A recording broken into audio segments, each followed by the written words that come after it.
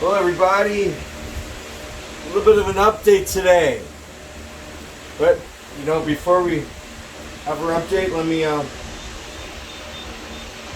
open up my secret box here. We have a new subscriber today, and our new subscriber is, I can't wait to talk about the knives with you guys here. We're going to talk about knives, but we're just talking about these three knives right here. Welcome to our new subscriber, Adam. Woo! Everybody, please check out Adam's channel. He's a 5-time world knife champion, and he's getting into metal detecting. And these are all from wulflund in Czech. And this knife right here in particular is Adam's top dog knife. And you know what? The tip broke off unbelievably. My friend grinded it down and helped me to repair it. My friend Dave. What's up, Dave? Shout out to Dave. He's so awesome. Most awesome, ingenuitive, handy guy I've ever met. But anyways, one of them. He helped me grind it down and to fix a point. And wulflund, for the broken one, they stand by their quality. They're sending me a brand new knife from Czech Republic, and I can't wait to throw it. I always like this knife because it's like the Oster right here and the straighter right here. But we have a new subscriber, Adam, and Adam's a really down-to-earth guy.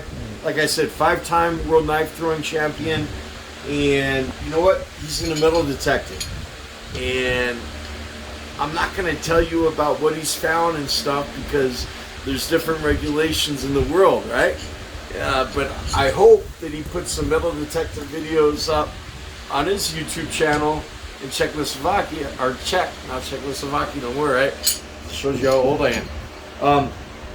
He got a new pinpointer. That way he said he never has any lost knives again. So shout out to Adam, one of the coolest guys in the world. And I'm getting so good with these knives. My house, if you look around here real quick, isn't so cool. I don't have knife throwing targets in all my rooms like some other people. Maybe when I'm super rich, I'll have a knife throwing target, potentially my combo. But there we go. Put them away. So what are we going to talk about today? Let me give you a status update. Okay. Step back over there a second. And what I don't drink very much beer, guys. Maybe I'll have 2 beers at the most. I'm taking a little bit of time off work for this video. I like the spicy tomato taste.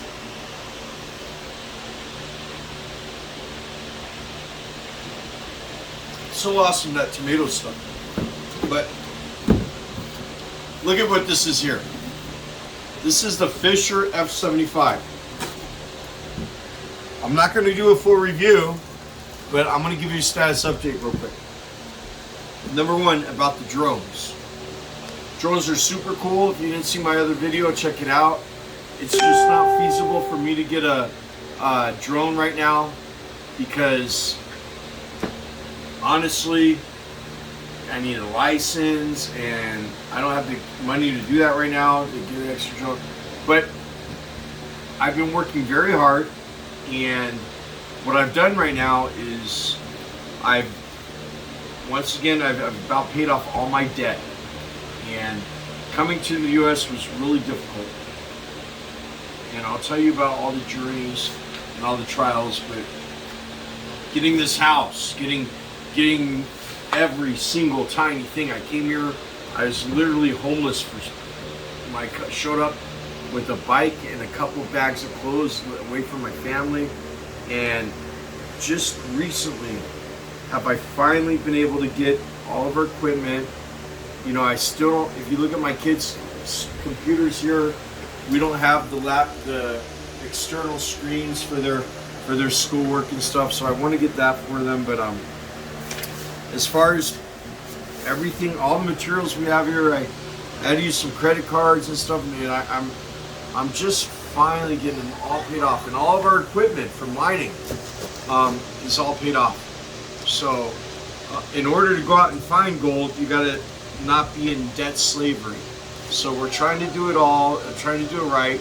And I know it's summertime, so we're getting behind in our schedule, but it's okay.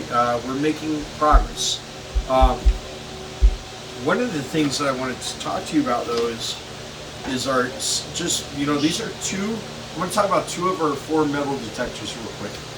And this f75 is in pieces right here. If you check if you're a long-term subscriber, and you remember a long time ago in China, about 5 years ago, I had this this metal detector here, and this was like about 7,000 or 8,000 yen at the time, which is like the equivalent of $7,000 or $8,000. It was really hard to buy. China has some special regulations about metal detectors, so we didn't really do this in China. But, you know, I had talked about the possibility of going to Australia. It's okay, man, don't worry about it. I talked about going to Australia, and if you remember those videos, I even thought about going across the desert, leaving my wife and my kids to go to find gold over there to support my family. Everybody said it's dangerous, I'm gonna die. So I don't think I would have died, but it was been too hard to be away from my wife and kids, so it didn't happen. And I did go across the other deserts. So I ended up in the U.S., which is another story or multiple videos. It's all good, Bobby. Don't worry about it. Bobby's worried about playing Apollo. Don't worry about it. It's all good. The fan is so loud in here. Sorry about the loud fan, guys. I hope you can still hear my voice. But I never knew that I was going to bring this to America when I bought it. And when I came to the U.S., I had a couple bags, my bike, and I went through the desert, and I just been working so hard. I didn't get a chance to use it in America like I wanted to because times were so tight and so hard for me. But I did bring it with me a lot of places, and actually the screen got cracked, and that made me very upset. So I called up Fisher Labs in Texas, and I talked to Felix. And in China, you know, they have a lot of fake Minelab and some other fake things. It was a challenge to find one that I could be sure of was not going to be fake. And I got this, and when I came here to send it in, you know, I lost the warranty, the receipt and stuff. So anyways, I'm talking to Felix over there, and he says, well, you know what? Let me show you how weird this is, guys. So he said, like, well, they've got a 5-year warranty on it. And he looked up the date of manufacturing. It was made in May 2016. Exactly, and I sent it in right 3 days before my birthday in May. If I would have waited 3 more days before I sent it to Fisher, it would have been out of warranty. And they gave me with a repair without the receipt, and they did all the testing. They put it back in a super cool box, and they replaced the screen, and it's like brand new right now. They even replaced my anchor screw. I'm so excited to use this. Now, there's versions of this metal detector that are 10 years old, but this one is the 2000, this one's only 6 years old, and it's great for relics. Bobby, don't worry about Apollo, it's all good. Okay, so this is a great treasure machine. It's not the ideal gold machine, but you know what? Steve Hirschbach is used it from detectorprospector.com. He's found gold in Australia with it. People have found gold with it. It does find gold. It's totally cool. Don't worry about it. Guys, this is Apollo. Apollo's being a little bit goofy over there. It's all good. So anyways, it does find gold. It's awesome at finding relics. It doesn't do salt water discrimination. But it's a great machine. We're going to use it to find gold with our other stuff. I've got the new coil. My old coil's put back in here, and it's in tip-top condition, and it's one of our tools. And they even put an awesome box I'm so excited to have it. This is not definitely not a review of the f75. There are some good channels out there with it, and if you know, there's a Technics T2 that they use in Europe too. This is fully recommended for all the treasure hunters out there. Now, that's not all. Sirs, can you come grab this big box for me, buddy?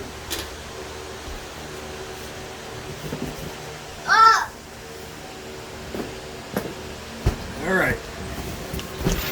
This bad boy, what is in here? Well, if you remember,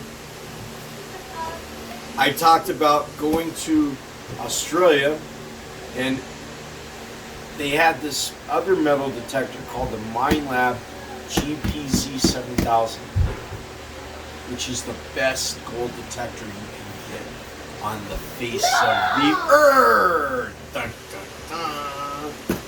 Now, we don't have any special effects going right now. I said maybe I'll go to Australia and one day I'll get the GPZ when I find enough gold. Come closer to the body. So, when I came back to the US and I looked for the GPZ Minelab 7000, there's just not that many people in America looking for gold like that. And it's not in abundance like in Africa or Australia. I could hardly find it. And you know what? There's like $8,000, $9,000 detectors here.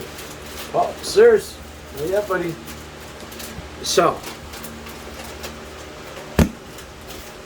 sirs, making a video, not yet, buddy. Hold off until you do your work. No treats. Sorry about that. Pause.